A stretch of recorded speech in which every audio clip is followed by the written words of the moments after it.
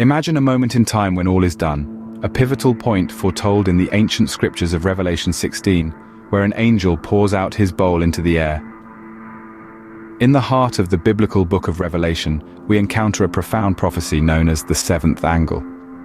This prophecy, rich with symbolism and deep meaning, holds a significant place in the narrative of the apocalypse. The seventh angle, referring to the seventh angel, is a key player in the series of cataclysmic events that unfold in the book's passages. The seventh angel stands at the end of a sequence of 7, each pouring out a bowl of wrath upon the earth. But the seventh, the last, does something different.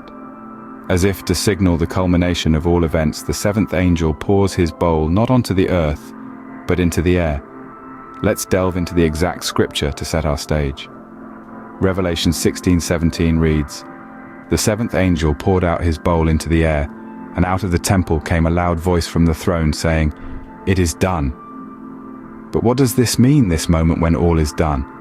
It signifies a completion, a finale, an end to a chapter of cosmic proportions. But more than that, it's a proclamation, a divine declaration from the throne itself, reverberating through the annals of time and space. This moment, foretold centuries ago, holds a profound meaning for all of humanity. It's not just a culmination of events, but a promise of something new, something beyond our current understanding. And as we journey deeper into this prophecy, we will uncover the layers of fear, hope, and faith that it stirs within us. So let's continue our exploration, delving into the moment when all is done, the fear and hope in prophecy, the power of faith in uncertain times, and how this journey continues. The prophecy of the seventh angle beckons us, inviting us to understand and perhaps find solace in its words. This moment, foretold centuries ago, holds a profound meaning for all of humanity. But what does it mean when all is done? What does this pivotal moment signify for us? To delve into this question, we must first understand the phrase "all is done" within its biblical context. In the grand tapestry of life and existence, all is done signifies the final act of a cosmic play. It marks the completion of a divine plan, a plan that has been unfolding since the dawn of time. In the book of Revelation, we find a narrative of God's judgment and the eventual renewal of all things. This judgment isn't a mere punitive act, but a necessary process for the birth of a new era. It is the final chapter of a long saga, leading to a fresh start. Imagine a potter reshaping clay. The old form must be done away with to create something new and beautiful. So it is with the prophecy of all is done.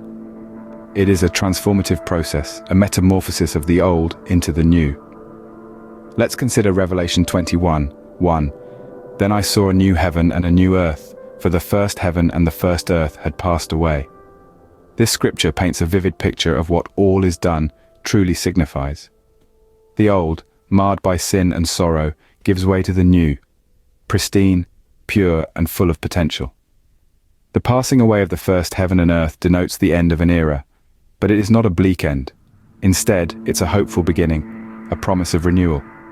The birth of a new heaven and a new earth is the dawn of a fresh start, a clean slate where all things are made new. So, when we talk about all is done, we're not merely speaking of an ending. We are speaking of a transition, a shift from the old to the new. It's a divine reset, a renewal of all things. It's about God's perfect timing, His masterful orchestration of events leading to a grand climax and a glorious beginning. This prophecy then is not just an ending, but also a beginning. Prophecies can often induce fear, but they also carry a message of hope. On first glance, biblical prophecies may seem daunting. They're often filled with foretellings of trials and tribulations, destruction, and even the end of the world. It's no surprise that these visions of the future can induce a sense of fear and uncertainty. This fear can be overwhelming, leaving us feeling helpless and lost in the face of impending doom. But if we delve a little deeper, we realize that these prophecies are not just about destruction and despair. They're also about hope and renewal. Yes, they warn us of the challenges and hardships that lie ahead, but they also promise us a new beginning, a fresh start. They tell us that after the storm comes the calm. After the night comes a new dawn. In the book of John, chapter 16, verse 33, it says, "In the world you will have tribulation, but take heart, I have overcome the world." This verse beautifully encapsulates the essence of biblical prophecies. Yes, there will be tribulations, there will be hardships, but we are also reassured that these tribulations have been overcome, that there is hope, there is victory, and most importantly, there is renewal. So while prophecies may induce fear, they are also a beacon of hope. They remind us that even in the darkest hour, there is a glimmer of light. They remind us that even in the face of destruction, there is the promise of renewal. They remind us that no matter how hard things get, we can overcome. In the face of fear, we find hope, for we know that even in the end, there is a promise of renewal. In these uncertain times, where do we find our strength? How do we navigate the unknown? When we're surrounded by uncertainties, where the future seems as obscured as a starless night, it's faith that lights our way. In the face of the unseen, the unknown, the uncharted, faith becomes our anchor, our hope, our beacon in the storm. Consider the prophecy we've been discussing. It speaks of a time of change, of upheaval, of a world transformed. Some may find it unsettling, even frightening, but it's precisely in these moments of uncertainty, when the future is shrouded in mystery, that faith becomes our lifeline. For faith, as the author of Hebrews tells us, is the assurance of things hoped for, the conviction of things not seen. It's the confidence that there's a purpose, a plan behind the chaos, a silver lining in the storm clouds. It's the belief that even when we can't see the road ahead, we can trust that it will lead us where we need to go. Faith, in essence, is a kind of spiritual courage. It's the courage to believe in the unseen, the courage to hope in the face of adversity, the courage to persevere even when the path is unclear.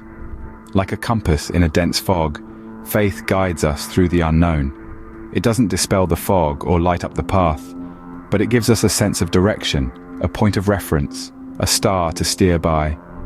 It reminds us that even in the darkest night, the dawn is just over the horizon. And so, in these uncertain times, let us hold fast to our faith. Let it be the compass that guides us, the anchor that grounds us, the beacon that lights our way. For faith is not just about believing in the unseen, it's about daring to hope, daring to dream, daring to step into the unknown with the conviction that we are not alone, that we are guided, that we are loved.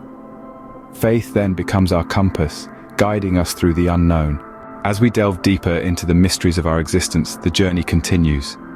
With every step we take, we uncover another layer of the intricate fabric of life. It's a fascinating process, one that never truly ends.